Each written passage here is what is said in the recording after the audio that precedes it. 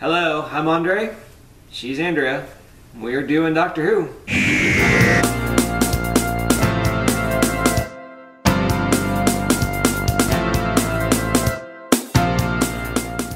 So it finally happened. Yeah. Finally happened.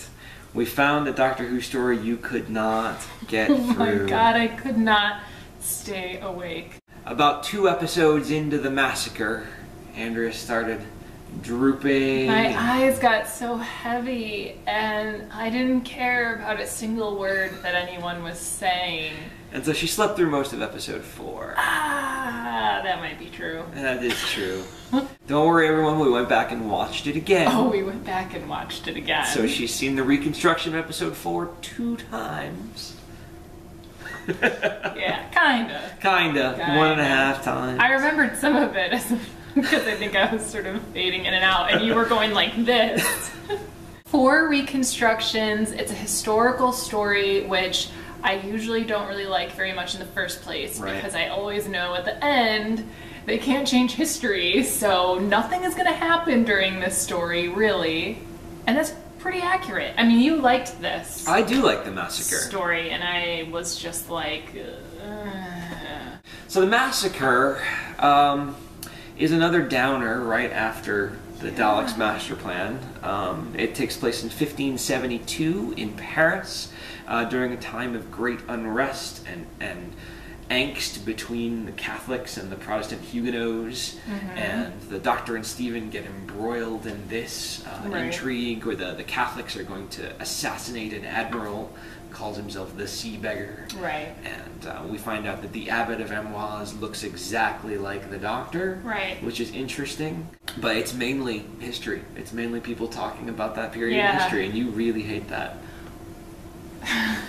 It sounds so bad. It sounds like I don't care about history. And that's not what it is. It's just like, they're like, oh, we're gonna kill the Sea Beggar. I'm like, go ahead and kill him. I don't care. I don't know who he is at all. Right. Like, you just don't get attached to any of the characters and nothing changes. And I mean, I liked Marco Polo, and that's a historical one. It was just better. The main difference for me between Marco Polo and this one is that Marco Polo is largely about things that are happening to our characters. Right. And the Massacre is largely about our characters watching history happen. And so it's not as engaging. It's not as good. Yeah. This is another one that's exactly like the Mythmakers too, where it's not as funny, but it's exactly like that, where they show up in a time period and then they leave before the slaughter happens. And the slaughter just takes up a lot of episode 4, where it's just people dying. I know. Yeah. I'm not loving the show right now. Yeah, I can tell. Yeah. What do you think it would take to get you to start liking it again? I think it would be characters that I can attach to besides the Doctor. I don't feel anything for Stephen, you know? I think that's a big one. An end of the reconstructions. The reconstructions are... They're getting to me. It's just... They're wearying. They are, and there's just so many in a row, and there's so many that are missing. And so I think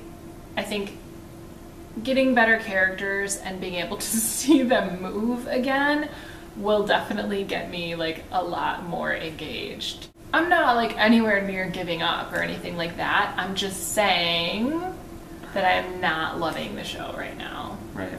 You know? And this is not a period of the show that I love either. It's hard to get through. I've never tried to get through the whole season 3 in a row, and it's really difficult. So even the bad stories have something for me to sort of make fun of.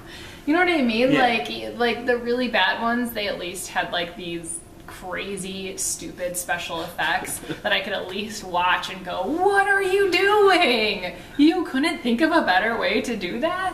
But this is just like slow dialogue and reconstructions and like lack of character, and so it's just getting hard to get through. I feel awful that the BBC junked all of these. I would love to be able to actually see the Massacre.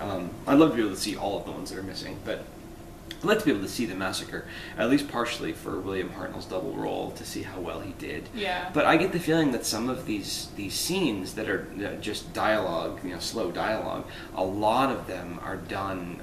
A lot of that information is conveyed through performance. Probably, and we're not seeing that. These actors are probably very, very good at what they do. I mean, the episodes of The Crusade that we got to see, where the actors are just selling these lines and giving us a real insight into what it was like to live during that time period. I mean, we don't really get that with the reconstructions. It's very difficult to do. Yeah. We're missing a lot with them. Yeah. So the ending was like the only part that I found myself interested in when we watched it the second time. Because it's like finally something happened that meant something in our world. Right. Like I know things were happening that meant something in history. Right, in 1572. Yeah, but nothing was happening that meant anything to our characters. So finally at the end, the Doctor and Steven get into this big fight, and finally I'm like, oh, okay, something that I care about. It was a good fight, too. I thought Steven had a really good point.